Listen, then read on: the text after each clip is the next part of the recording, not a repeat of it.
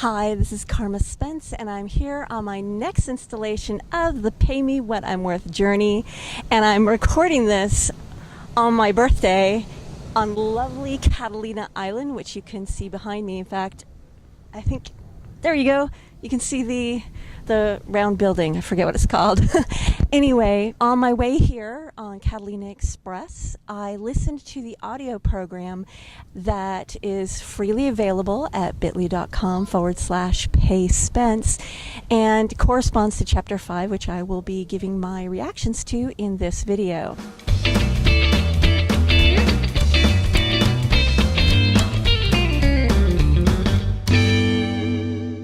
It's got a lot of things to react to, so as they percolate into my brain, I'll be reacting to them. So this video is going to be sort of taken probably from different parts of the island as I go about my day. The first thing I wanted to react to was the idea of kindness. The chapter opens with a quote from Whoopi Goldberg. "When you are kind to someone, you hope they'll remember and be kind to someone else, and it'll become like a wildfire." And Soul talks about in his audio program not only about kindness to others, which helps your worth grow, and that's what this chapter is about. It's how worth grows, but also it all starts with kindness to yourself. And I know that throughout my life, I've often been much more kind to others than I have to myself. And that's part of why I think I was inspired to create the Own Your Awesome brand, because in order to own your awesome, you have to be kind to yourself. You have to honor who you are. And it comes from that knowing that you hold yourself sacred, that then you are able to hold others as sacred. It's like that whole idea where when you're on the airplane and the little things pop down, you put the oxygen mask on yourself before you give it to others. And so I really thought that that was a really important point to bring up, because I think a lot of people are not kind to themselves, that they like to be kind to others, and they often will take themselves for granted. And although you live in your body, so I guess you could say you are granted, but you really aren't. Because if you take your health for granted, you could lose your health. So that's why I know I've personally started really paying attention to how I eat. And I've been eating much more healthfully, and I feel so much better, and I'm releasing weight, and it's awesome. I also am taking time out like I am today, just going and enjoying the day. This is the third year I've come to Catalina Island, and I just love spending the day here, because you wear this little ribbon, a little ribbon that says happy birthday, and so random people just say happy birthday to you all day long. It's just awesome. And that's part of what I'm doing to be kind to myself. So I ask you, what are you doing to be kind to you?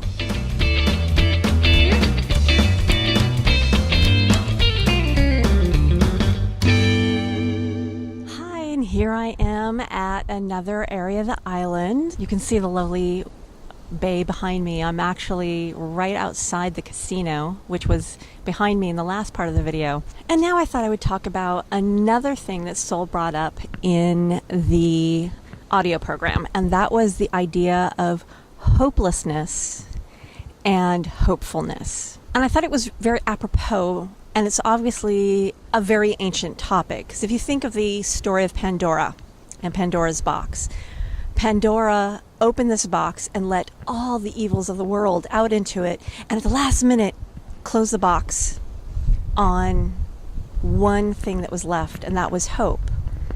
And in that myth, it was illustrating the importance of hope, because without hope, you really have nothing. If you have no hope, if you are hopeless, that's what leads to things like suicide and, like Soul mentions in the audio program, the deaths of civilizations. When you have hope for your future, you strive to reach it. And so when you are kind to yourself, you give yourself hope in your future.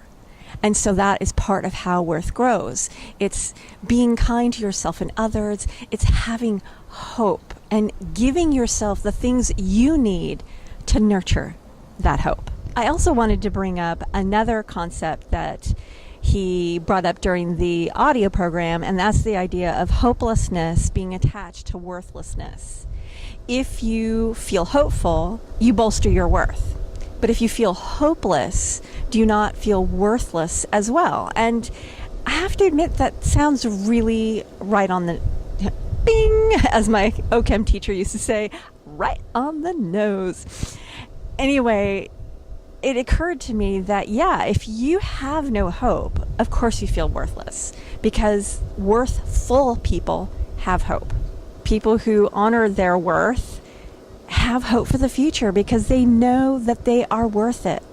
But if you have no hope, how can you have worth? Think about that one. Soul touches on the concept of integrity in this chapter without actually naming it. For example, when he talks about being kind to others but not kind to ourselves, when that happens, you're out of integrity. You're out of alignment with how you believe you should be. Because if you're being kind to others, then kindness is a core value, and you should be kind to everyone, including yourself. So when you are kind to others but unkind to yourself, there's an integrity issue. Also, when he goes into the first exercise, which is a decluttering exercise, he talks about setting a personal policy for how you're going to clear the clutter.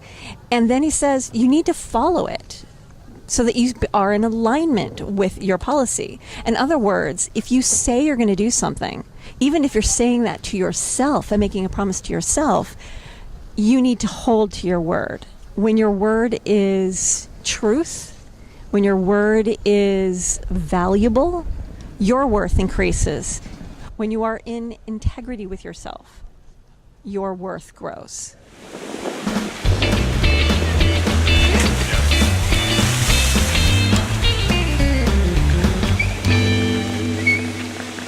Here's a quote from exercise 17, which is the second exercise in chapter 5. And I thought it was in alignment with what I just talked about, integrity. He said, if you dance with procrastination on a regular basis, play with it.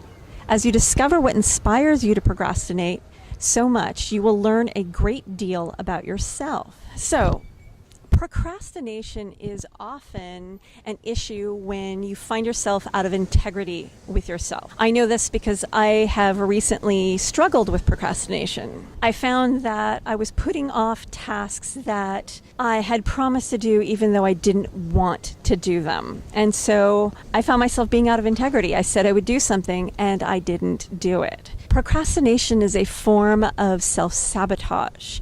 When you procrastinate, you are sabotaging your word and you're sabotaging your worth and your value. So take Soul's advice. Take a look at where you procrastinate, and maybe you'll find out some of the areas in your life that you're out of integrity, not necessarily because you lack integrity, but because you've been saying yes to things you should have been saying no to, which again is an integrity issue as well, but it's often something we do without intention, without thinking.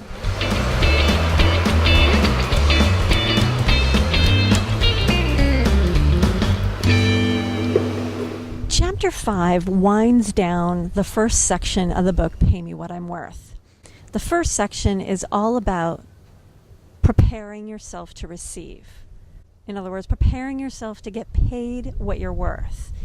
And through all the work that you do through chapters 1 through 5, and some of it can be a little bit challenging and it can push your limits, but at the end you become more confident and more in alignment with your true value. As I continue on this journey, I will be going on into section 2, which is all about preparing to give, because there needs to be balance. A balance of giving and receiving.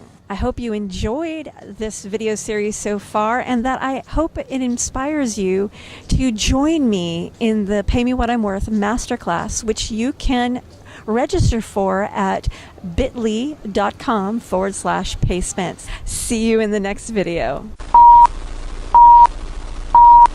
Hi, puppy. That's okay. That's what editing's for.